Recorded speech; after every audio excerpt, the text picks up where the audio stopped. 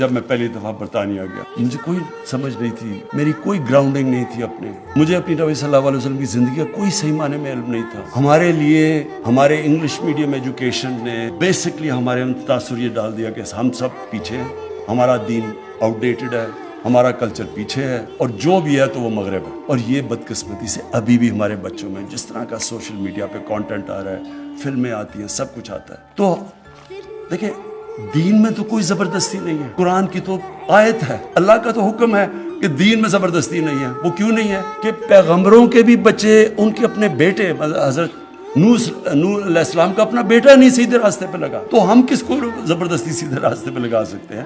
حضرت لوط علیہ السلام کی بیوی نہیں سیدھے راستے پہ لگی, تو ہم کون ہیں؟ تو دین میں زبردستی تو نہیں ہے, لیکن کم از کم ہمارے بچوں کو چوائس تو پتہ چل جائے گا. اگر یہ راستے پہ چلو گے تو یہ اس کے مسئلے ہیں, اور اگر اس راستے پہ چلو گے تو یہ ہے. جو آپ قرآن میں آپ کہتے ہیں کہ اللہ مجھے ان کے راستے پہ لگا, نعمتیں جن کو بخشی وہ نعمتوں کا راستہ یہ ہے, جو تباہی کا راستہ ہے وہ یہ ہے. پتہ تو چلے بچوں کو, چوائسز تو اپنے بچوں کے سامنے رکھیں. ابھی تک تو میں آپ کو یقین دلاتا ہوں کہ یہ میرے کئی ماں باپ اگر دیکھ رہے ہوں گے, ان کو پتہ ہے, وہ بچے وہ جب ماں باپ کہتے ہوں گے نا کہ جی یہ تم یہ پڑھو, نماز پڑھو, وہ کہتے ہیں یہ پتہ نہیں کون سی باتیں کر رہی ہیں. میری والدہ جس کے میں بہت پیار کرتا تھا, وہ مجھے سارا وقت کہتی رہتی تھی, میں سمجھتا تھا ان کو کیا پتا, دنیا تو یہ آگے نکل گئی ہے, یہ تو پرانی باتیں کر رہی ہیں. میں تو یہ اندر سے ان کے سامنے والد صاحب کے ساتھ جمعے کی نماز میں بھی چلا جاتا تھا, یہ نہیں پتا کہ نماز میں پڑھ کے رہا ہوں, کہ مانگ رہا ہوں سیدھا راستہ, لگا ہوں دوسرے راستے پہ.